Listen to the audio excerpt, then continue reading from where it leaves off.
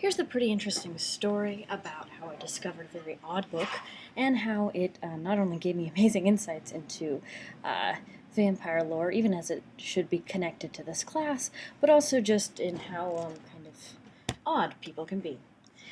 So, the story goes like this. I was done with most of my primary research and I was almost done with the project. I'd done most of my brain web and I was just working on tidying up a couple things. But I wanted a couple supplementary sources, especially to talk about the movies and books that I hadn't read, because I'd read a few, but obviously I can't read all of them. So I picked out 3 books, and most of them looked pretty standard. Even this one, The Dead Travel Fast, Stalking Vampires from Nosferatu to uh, modern vampires. That seemed pretty standard. Even the description was pretty standard. It just said, Eric Nussum gives a very detailed and entertaining account of vampire history and lore. So it's like, oh, okay, that sounds like nothing new. Okay, so I'm going to read you the first page, just so you get some general idea of how insane this guy is. Okay, so I quote, "Watching my own blood drip down the bathroom mirror, there's only one thought running through my head. In a lifetime of questionable decision-making, this is not one of my finer moments. Like many things in life, it started off with the best of intentions. It was an experiment, a quest, actually. When I set out to write about the history of vampires, I decided to pursue 3 specific tasks. It seemed to make sense in order to truly understand vampires and what they mean.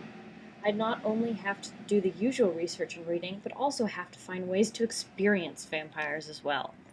Okay, now, none of my other historians decided that they would experience vampires, and blood dripping down the bathroom mirror is slightly scary.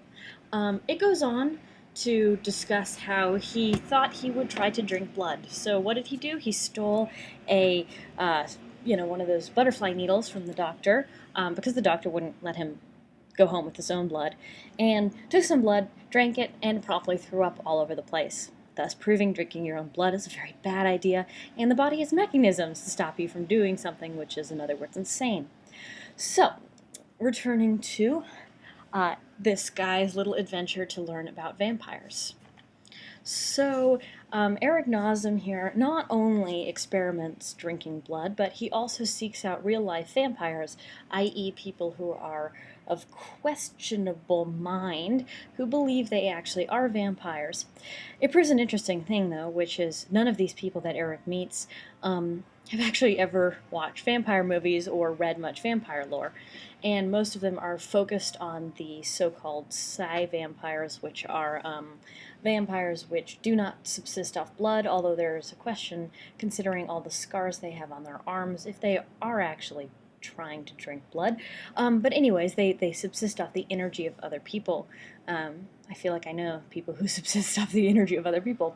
But anyways, so moving on, not only does he do this, but he also seeks to really experience vampire lore. He goes to Transylvania on a vampire tour, which turns out to be a tiny bit of a disaster, but very entertaining, including a dog that might or might not have rabies, which bites one of the participants, a whole bunch of goth people, lots of winding roads, absence of good food, what else? A crazy monk, that's always interesting, another crazy monk, and 150 steps that must be climbed to Dracula's, or Vlad Dracula, the actual Dracula, although the connection is not actually as sound as it seems, castle. And in this little escapade, we learn such things as Bram Stoker, who wrote the original Bram Stoker's Dracula, his accuracy and inaccuracy in shaping Vlad Dracula into Count Dracula, and also how some of his personal experience influenced his work. Bram Stoker read a small article on Vlad Dracula, but he had already begun writing Count Dracula. So all he really did was change the name and add a couple features. So Vlad Dracula wasn't really the complete inspiration. Instead, Vlad Dracula was a very bloodthirsty prince of Transylvania. However, most of what he did is exaggerated or tilted. So basically, Vlad Dracula took his name Dracula from his father Dracula, which meant Order of the Dragon. So Dracula is son of the dragon. And both of them defended the church against the Byzantine Empire and the Turks. So this was a huge campaign for the two of them. And most of what Dracula does can be explained through his desire to protect the church. So he used horrible means. He decided that in order to be very powerful, because at one point he was overthrown when he was 16 or so, in order to be extremely powerful, he would become very unpredictable. So there was a lot of impaling. He was very, very fond of impaling, but he never ate his victims or drank their blood. Indeed, one of the main legends I've heard growing up is that he'd impale all his victims and eat his dinner sitting there with the blood of his victims dripping into the food. No, this isn't exactly the case, but there is a funny story. Well, I mean, it's kind of a gruesome story, that he had impaled a couple people and he liked to watch the process of these people dying because he wanted to see exactly how slow and painful he could make it. So yes, he was not a very nice person. Definitely not an individual you'd like to meet. So a page was bringing him some more wine as he was eating his lunch, and the page complained of the smell. So Vlad Dracula had the page impaled on a 15-foot pole, so that the page would not have to smell the smell of dying people why he died. So yes, a very pleasant gentleman.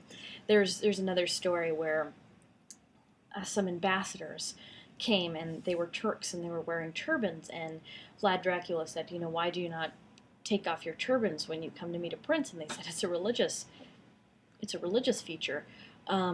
We aren't allowed to. So he nailed the turbans to their head and then sent them back. So yes, he was a particularly gruesome individual.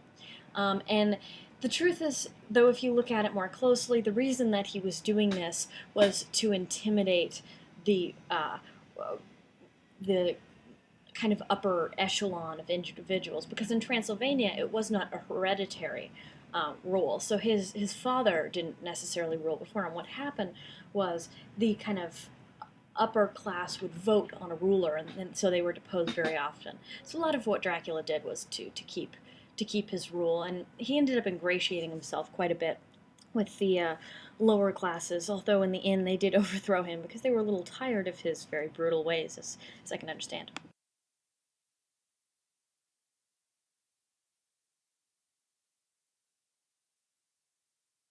So, anyways, most of this was not, or all of this was definitely not included in what Bram Stoker read. Instead, Bram Stoker was probably greatly influenced by Greek legends, and Greek legends basically told of many vampires, and even in Greece 100 years ago, vampires were a huge part of everyday lore, and they are in Transylvania too. But Greece is mostly what is focused on. So in Greece, it was often believed that corpses would come back to life. There was a whole bunch of different things which would cause them to think a corpse was actually a vampire. One of the main things was it would look bloated and swollen. And of course, this was because a decaying body produces gases and makes the body look swollen.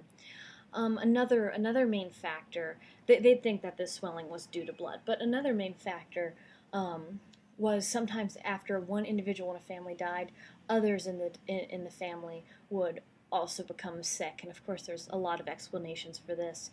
Um, Mostly that it can be a communicable disease. Um, but nevertheless, there was plenty of vampire stakings. Indeed, it actually became pretty routine to dig up bodies. Routine, it almost became necessary for them to dig up bodies after a year to ensure that the decomposition process was carrying on. And lots of times they just drove stakes through corpses, hard for good measure, because you better safe than sorry. But anyways, so that was, they had a huge vampire legend. The garlic too, is slightly an interesting thing. It's believed in ancient vampire legends from Europe and Eastern Europe that garlic repels vampires. Um, Now, the origin of this and why this might be true, and also something that would explain most of vampire legend, is rabies, because rabies produces signs that could be mistaken for kind of assuming the body of a wild animal or the mind of a wild animal, which is often something vampires were attributed to be able to do. Of course, rabies also makes victims of rabies, that is, both desirous to bite people and also desirous to have sex with people, which are kind of the two main things in vampire legends. So it's a very good fit.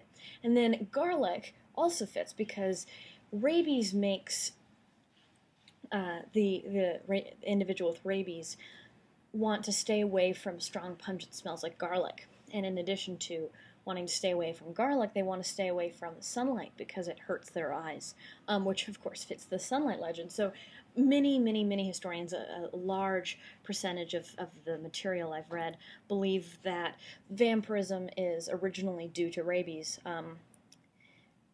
Interestingly enough, werewolves, which are often coupled with vampires, primarily due to one particular poem. Even a man who says his prayers by night may turn to a wolf when the wolfbane blooms and the moon is shining bright. So in that particular poem, vampires are coupled with werewolves just because they're close together in the verse. And anyways, both are often in stories. And consider, if you've ever watched the